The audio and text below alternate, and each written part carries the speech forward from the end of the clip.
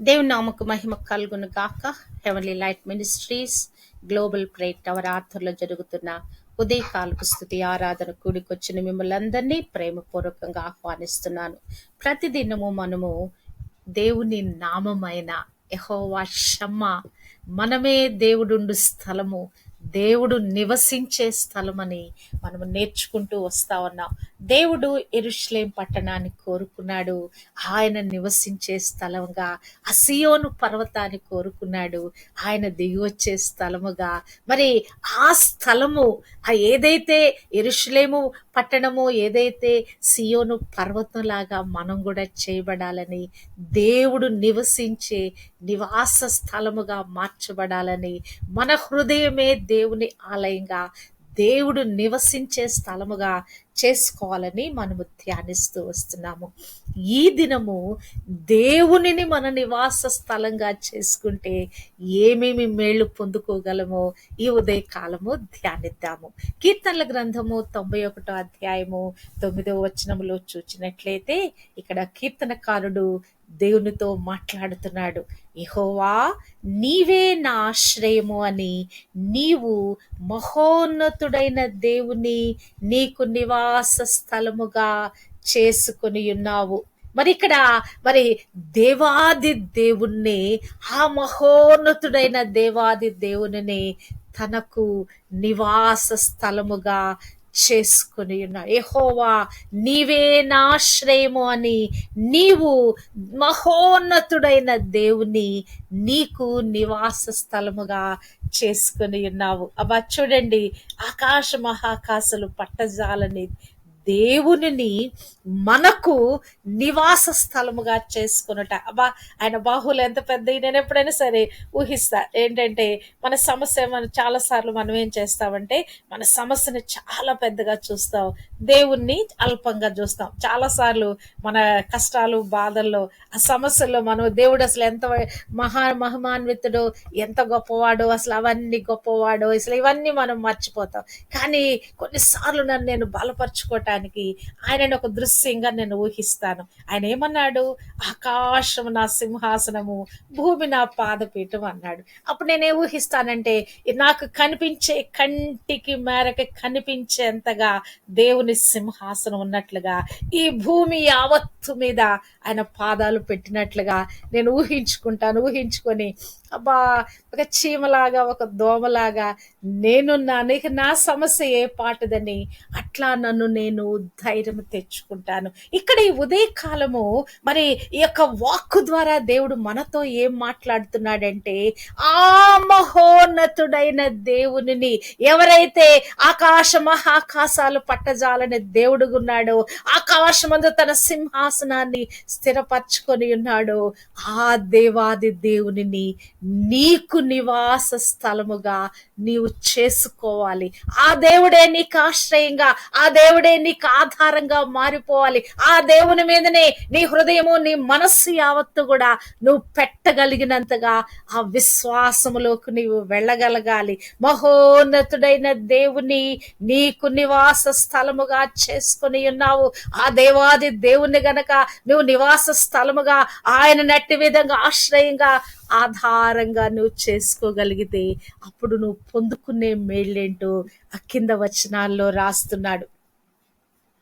నీకు అపాయమేమి రాదు, ఏ తెగులును నీ గుడారమును సమీపించదు. హల్లెలూయా. చూడండి, మొట్టమొదటిగా అపాయాలు కదా. నీకు అపాయమేమి రా. దుష్టుని యొక్క పని ఏంటి? నిరంతరం మనకి ఏదో ఒకటి అపాయము, కీడు, ఇరుకు, ఇబ్బంది, సమస్య, ఒక హఠాత్ పరిమాణం ఏదో ఒకటి పెట్టి మనం శోధించటమే వాడి యొక్క ఉద్దేశము. కానీ ఎప్పుడైతే దేవునినే మనం ఆధారంగా చేసుకున్నామో ఏమైపోతావు? నీకు అపాయమేమీ రాదు, ఏ తెగులును నీ గుడారమును సమీపించదు కదా.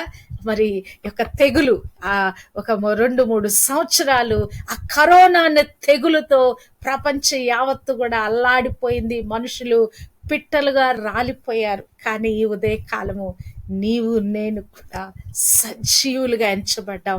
ఆ తెగులు నుంచి తప్పించబడ్డాం. ఎలాగున తప్పించబడ్డాము? ఆయనను మనము నివాస స్థలముగా, ఆయన రెక్కల నీడలోకి మనం వెళ్ళిపోయాం గనక ఆయనే మన ఆశ్రయమని ఆయన యొద్దకు వెళ్ళి ఆయనే మన ఆధారంగా మనం చేసుకున్నాం గనక ఏం జరిగింది? మన జీవితాలలో అపాయాలు దొర్లిపోయినాయి. ఆ తెగులు మన గుడారాన్ని దాటిపోయింది. అలనాడు సంహారపు దూత ఏదైతే ఆ రక్తపు మరి ఆ కమ్మీలికి, ఆ గడప కమ్మీలికి రక్తము మరి ప్రోక్షించబడినప్పుడు ఎట్టి విధంగా ఐగుప్తు దేశంలో ఆ సంహారపు దూత ఇశ్రాయేలు గృహాలను దాటిపోయిందో, ఈ తెగులు కూడా, ఈ కరోనా అనే తెగులు కూడా మన యొక్క గుడారాలని సమీపించలేకపోయిందండి. దేవుని మన నివాస స్థలముగా ఆయన లోపలికి మనము చొచ్చి ఉంటుండగా ఆయననే మనం ఆశ్రయంగా ఆధారంగా చేసుకుని ఉండగా మరి ఏమైపోయిందండి? అపాయాలు, మరి ఆ యొక్క తెగుళ్ళు మన యొద్ద నుంచి దూరం అయిపోయినాయి. మరొక విషయంగా మనము చూస్తే, నీ మార్గములన్నిటిలో నిన్ను కాపాడుటకు ఆయన నిన్ను గూర్చి తన దూతలకు ఆజ్ఞాపించును. నీ పాదములకు రాయి తగులకుండా వారు నిన్ను తమ చేతుల మీద ఎత్తి పట్టుకొందురు.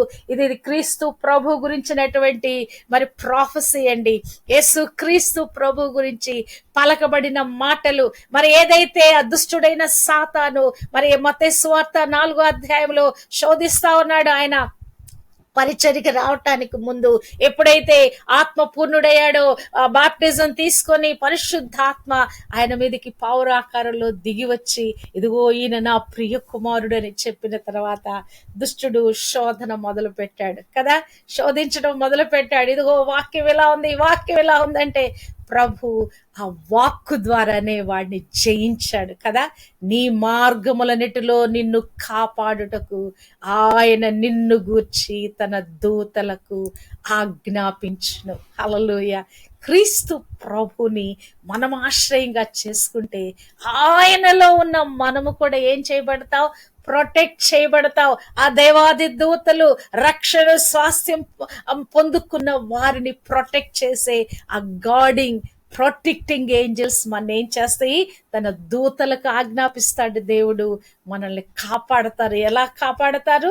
నీ పాదములకు రాయి తగులకుండా వారు నిన్ను తమ చేతుల మీద ఎత్తి పట్టుకొందరు. చాలాసార్లు మనకు ఒక అనుభవం. ఏం అనుభవం అంటే, మనము ఎక్కడికో వెళుతా ఉంటాం, లేకుంటే ఇంకేదో పరిస్థితిలో గబాలన మనం ఏదో యాక్సిడెంట్ నుంచి తప్పించబడతాం. త్రుటిలో, క్షణమాత్రంలో ఆ యొక్క అపాయం నుంచి మనం తప్పించబడతాం. అప్పుడు మనకేమనిపిస్తుంది అంటే, ఎవరో వచ్చి మనని కాపాడినట్లుగా మనకొక అది స్పష్టంగా మనకు అర్థమవుద్ది.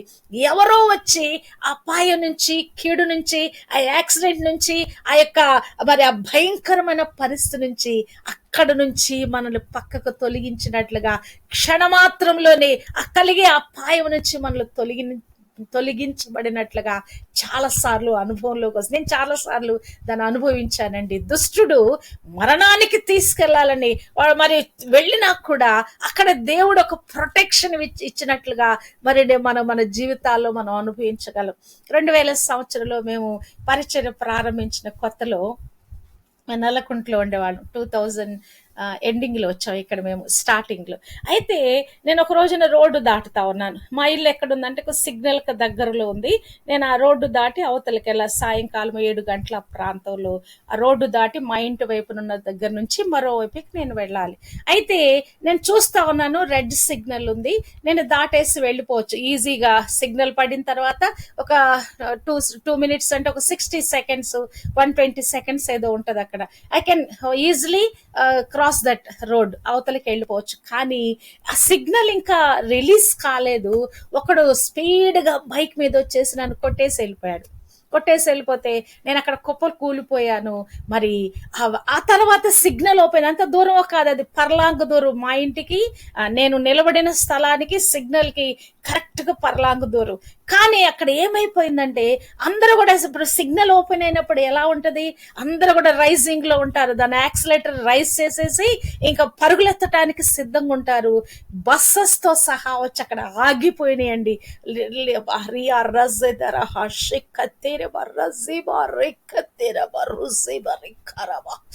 ఓ హల్లెలూయా, హల్లెలూయా. ఎలాగున దేవుడు మనల్ని ప్రొటెక్ట్ చేస్తాడంటే అసలు వాళ్ళకి బ్రేక్ వేయటానికి కూడా వీలు కానంత స్పీడ్ లో ఉంటారు వాళ్ళు. వాళ్ళు వచ్చి అట్లా ఆగిపోయారండి, ఒక గోడలాగి ఆగిపోయారు. ఎవరో వచ్చి నన్ను లేపారు. మళ్ళీ అక్కడి నుంచి నేను వెనక్కి అడుగులు వేసి మా ఇంటి వైపు వెళ్ళి నాకేం అపాయం కాల, ఎక్కడ దెబ్బలు తగల, నాకెక్కడ కూడా కీడు కలగలేదు. కానీ దుష్టుడు అనుకున్నాడు నన్ను పడగొట్టగలను, నన్ను మరణానికి అప్పచెప్పగలను అనుకున్నాడు. క్షణమాత్రంలో ఎవరినో ప్రేరేపించాడు దుష్టుడు నాకు కీడు కలిగించాలని. వాడు హిట్ చేయడానికి ప్రయత్నించాడు. ఎస్, వాడు ఎక్కడో నన్ను తాకాడు, ఆ తాకిడికి నేను పడిపోయాను. కానీ ఆయన ఏం చేశాడు, నీ పాదములకు రాయి తగులకుండా వారు నిన్ను తమ చేతుల మీద ఎత్తి పట్టుకొందురు. నీ మార్గములన్నిటిలో నిన్ను కాపాడుటకు ఆయన నిన్ను గూర్చి తన దూతలకు ఆజ్ఞాపించును. హల్లెలూయా కదా, ఎంత మంచి దేవుడు మన దేవుడు. ఈ వాగ్దానాలన్నీ కూడా, ఈ రాయబడిన వాక్కులన్నీ కూడా, ఇది క్రీస్తు ప్రభు యొక్క గురించిన ప్రవచనమైనా కూడా ఇది నీ నా జీవితాలకు కూడా దేవుడు అప్లై చేస్తాడండి. ఎలా అప్లై చేస్తాడు? మనం విశ్వసించినప్పుడు క్రీస్తు ప్రభులోకి, ఆయన రక్షణలో నుంచి మనం ఈ యొక్క కృప మనం పొందుకుంటున్నాం, ఈ ప్రొటెక్షన్ మనం పొందుకుంటున్నాం. ఆయన గురించి పలకబడిన ప్రవచనం కూడా అదొక వాగ్దానంగా మనం స్వీకరించవచ్చు. ఎప్పుడైతే ప్రభువుని నివాస స్థలంగా మనం చేసుకోవాలి, ఆయనే మన ఆశ్రయంగా అయిపోవాలి, ఆయనే మన ఆధారంగా అయిపోవాలి కదా. ఇటువంటి సంఘటనలు నేను చెప్పాలంటే ఎన్ని కార్యాలు దేవుడు నా జీవితంలో చేస్తుంటాడో నేను చెప్పలేనండి. హల్లెలూయా, హల్లెలూయా. ఇంకనో దేవుడు మరి ప్రొటెక్షన్ ఇవ్వటమే కాదు కానీ మనకు ఒక అధికారం ఇస్తా ఉన్నాడు. హల్లెలూయా. 13వ వచనంలో నీవు సింహములను నాగు పాములను త్రొక్కెదవు, కొదమ సింహములను భుజంగములను అణగద్రొక్కెదవు. హల్లెలూయా. అబ్బా, వాట్ ఏ గ్రేటెస్ట్ ప్రాఫెసీ అండి కదా. నీవు ఎవరైతే దేవునిని, మహోన్నతుడైన దేవునిని నివాస స్థలముగా చేసుకున్నారు, ఏం చేయబడతావు? ఏం చేయగలవు? నీవు సింహములను తొక్కుతావు, నాగుపాములను తొక్కుతావు, కొదమ సింహములను భుజంగములను అణగద్రొక్కుతావు. Hallelujah. What a greatest authority God has given us. Hallelujah కదా. సింహాలట, అబ్బా, ఆ సింహం దగ్గరికి మనం అసలు వెళ్ళగలవా? పామును చూస్తే ఎంత భయపడతావు కదా. ఇంకా సింహం కాదు అది, కొదమ సింహం అంటే అప్పుడే యవనంలో ఉన్న సింహం అది. భుజంగం అంటే అది ఎంతో ఇంకా భయంకరమైనటువంటిది. దానిని అణగద్రొక్కెదు అంటే అటువంటి విష స్వభావము, అటువంటి ఆ యొక్క స్వభావాన్ని పోలిన సింహము, కొదమ సింహము, ఆ యొక్క భుజంగాలని వాటిని అణగద్రొక్కేటువంటి ఆ అభిషేకము దేవుడు మనకి ఇస్తాడండి. That is the power of Holy Spirit. ఆ అభిషేకపు ఆత్మ చేత మనం నింపబడినప్పుడు ఈ క్రూర స్వభావం కలిగిన ఆ మనుషుల్లో పనిచేసే ఆ దురాత్మలను, మన మీద ప్రయోగించే ఆ ప్రయోగాలను, అంతకు ముందు మనం 91వ కీర్తనలో మనం చూస్తే పగటి వేళ ఎగురు బాణమునకైనను. పగటి వేళ ఎగిరే బాణాలు ఏంటండి? పంపించబడే దురాత్మలు, ఈ చేతబడి క్రియలు, మంత్ర క్రియలు, మనుషుల మీద ప్రయోగించే, మంత్రం చేసి ప్రయోగించే ఆ ప్రయోగాలు, అవి ఏవైనా కూడా ఏం చేయగలం మనం? యేసు నామములో, యేసు నామములో, యేసు నామములో మన కాళ్ళ కింద అణగద్రొక్కేయగలం. 16:20 రోమీలకు రాసిన పత్రిక నాకు చాలా ఇష్టమైన వాక్యం అండి. ఏం రాయబడుతుంది? సమాధానకర్తకు దేవుడే సాతానును మీ కాళ్ళ కింద శీఘ్రముగా చితుక తొక్కించును. హల్లెలూయా. మీరు ఎవరు? యేసు రక్తంలో కడగబడిన మీరు, ఆత్మాభిషేకం చేత నింపబడిన మీరు ఏం చేయగలరు? ఏం చేయగలరు? సాతానుని శీఘ్రంగా వాడిని చితుక దొక్కేటువంటి అభిషేకము, ఆ శక్తి, ఆ బలము దేవుడు మీకు అనుగ్రహింపచేస్తా ఉన్నాడు. That is not by power, not by our power, మన యొక్క శక్తి బలము కాదు, కానీ ఆత్మ ద్వారా, ఆత్మశక్తి ద్వారా. ఇది శక్తి చేత బలము చేత కాదు గాని నా ఆత్మ ద్వారానే దేవుడు చేస్తాడని ఆ యొక్క జకర్యాలో రాయించబడిన ఆ మాట సాతానును శీఘ్రంగా మీ కాళ్ళ కింద చితుక తొక్కించును. అది కొదమ సింహమైన, భుజంగమైన, అటువంటి స్వభావం కలిగిన వ్యక్తులైన, ఆ కీడు చేత పంపించబడే చేతబడి బాణామతి, ఇంకా ఎటువంటి దుర్మార్గులు కట్టే కట్లు బంధకాలైనా కూడా రియా రజిదరహ షక్కతెర బర్రబా we will trample under our feet in Jesus name, the Christ name. Hallelujah, hallelujah. అభిషిక్తుడైన వాని అభిషేకము మనం పొందుకోగలిగితే కదా నివాస స్థలంగా చేసుకోవటం అంటే మనం నివసించే గృహం ఎవరిదండి? మనదది కదా. అద్దెంట్లో ఉన్నా కూడా we are paying rent, that belongs to us. ఆ నివాస స్థలముగా దేవుడు మనకు సొంతంగా అయిపోతే గనక ఆయనే మన నివాస స్థలంగా మార్చబడితే అబ్బా చూడండి, దేవుడు ఎట్టి విధంగా నిన్ను నన్ను మరి కాపాడుతున్నాడు, మరి ఎట్టి విధంగా మనని మరి అధికారం ఇచ్చి ఆయన ఆశీర్వదిస్తున్నాడు చూడండి. హల్లెలూయా. ఆయనను మనము నివాస స్థలముగా చేసుకోవాలని ఉదయకాలము దేవుడు మనతో మాట్లాడుతున్నాడు. హల్లెలూయా. నివాస స్థలముగా రైజ్ యువర్ స్పిరిట్, నింపబడు, ఆత్మతో నింపబడు, ఆత్మాభిషేకం చేత నింపబడు. ఆత్మాభిషేకం కొరకు నువ్వు అరులు చాచు. సమస్తమైన పరిస్థితులు కూడా మన ఎదుట అప్ సైడ్ డౌన్ గా మార్చబడతాయి.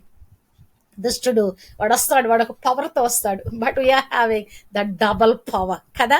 ప్రభువులో మనకివ్వబడే యొక్క శక్తి, అభిషేకము దుష్టుడైన సాతాను యొక్క వాడి యొక్క కుతంత్రాలను, కుయుక్తులను విరగొట్టగలిగిన సామర్థ్యం కలిగిన ఆ శక్తి, అభిషేకాన్ని దేవుడు మనకిచ్చాడండి. హల్లెలూయా, హల్లెలూయా. ఏంటి ఆ శక్తి, అభిషేకము? మృతులను సహితం లేపగలిగిన శక్తి కదా. మరి ప్రభువుని అనుకుంది, దుష్టుడు అనుకున్నాడు, సాతానుడు అనుకున్నాడు, ఆయన మరణం దాకా తీసుకెళ్ళని అనుకున్నాడు, కానీ ఏం చేయగలిగాడు? నేను అప్పచెప్పాను సిలువకి, ఆయన చనిపోయాడు సిలువలో అనుకున్నాడు. కానీ ప్రభు మూడవ దినాన మరణ బంధకాలు, మరి ఆ బంధకాలనన్నీ విరగొట్టి లేచి ఉన్నాడు. మరి సాతాను వేసిన ఆ యొక్క మరణ ముళ్ళును విరిచి లేచాడు, సమాధిని గెలిచి లేచాడు, సాతాను తలను చితక దొక్కి వేసి ఉన్నాడు. క్రీస్తును నమ్మిన నీవు, క్రీస్తులో రక్షింపబడిన నీవు, క్రీస్తు రక్తంలో కడగబడిన నీవు, నీకు నాకు కూడా దేవుడు అదే అభిషేకం ఇచ్చాడు, అదే అధికారం ఇచ్చాడు, అదే కృపాక్షేమం ఇచ్చాడు. కనుక ఈ ఉదయకాలము ఆయనను మన నివాస స్థలంగా చేసుకుందాం. ఆయన మనలో నివాసము చేయటం వేరు, మనము ఆయనలో నివాసము చేయటం వేరు. మహోన్నతుడైన దేవుని నీవు నివాస స్థలముగా చేసుకుంటావు కాదు, ఆల్రెడీ ఎప్పుడో మనం ఆయనని మన నివాస స్థలముగా చేసుకొని ఉన్నాం. దాన్ని మనం ఏం చేయాలి? పెంపొందించుకోవాలి. ఆ నివాస స్థలముగా చేయబడిన ఆ గృహంలో, అది మన సొంతంగా చేయబడిన దాంట్లో మనం ఎలాగున దీవించబడాలి, ఆశీర్వదించబడాలి, ప్రొటెక్ట్ చేయబడాలన్నది అది మనకు సంబంధించింది కదా. మన ఇంటికి రకరకాల ప్రహరీ గోడలు కడతాం, తలుపులకి రకరకాల మరి ఇనుప ఇవి పెట్టుకుంటాం, గ్రిల్స్ పెట్టుకుంటాం, రకరకాల ప్రొటెక్షన్ చేస్తాం కదా. అట్టి విధంగా ప్రభువులో, వాక్కులో, స్తుతి ఆరాధనలో, మరి యెహోవా పరిశుద్ధుడులో, మరి ఆయనలో అభిషేకము పొందుకున్నట్టులో ఇంకను ఆ నివాస స్థలాన్ని మనము మన ఆత్మీయ జీవితాన్ని మనం పటిష్టం చేసుకున్నప్పుడు ఇట్టి విధంగా అది ఏదైనా, ఆ దురాత్మ చీకటి కార్యం ఏదైనా కూడా దాన్ని జయించే శక్తి మనకిస్తాడు. హల్లెలూయా.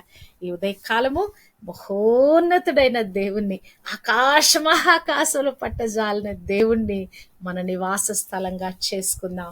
ఇట్టి విధంగా ప్రభు కలిగిన ఆ ప్రవచనం ఏదైతే ఉందో, ప్రభు పక్షాన పలకబడిన ప్రవచనాన్ని మనం స్వతంత్రించుకుందాం. అట్టి విధంగా కాపాడబడదాం. అట్టి విధంగా అధికారం కలిగి దుష్టుని క్రియలను లయపరుస్తాం. అట్టి కృప గ్లోబల్ విమెన్ ప్రేయర్ ఆర్మీ టీంలో ఉన్న ప్రతి ఒక్కరికి దేవుడు అనుగ్రహింప చేశాడు. కనుక దానిని మనం ఉపయోగించుకుందాం. దేవుని కొరకు ఘనమైన పాత్రలుగా శక్తి అభిషేకం కలిగిన పాత్రలుగా మనం వాడబడదుము కాక. అట్టి కృప దేవుడు మనకు దయచేయును కాక. ఆమేన్. హల్లెలూయా.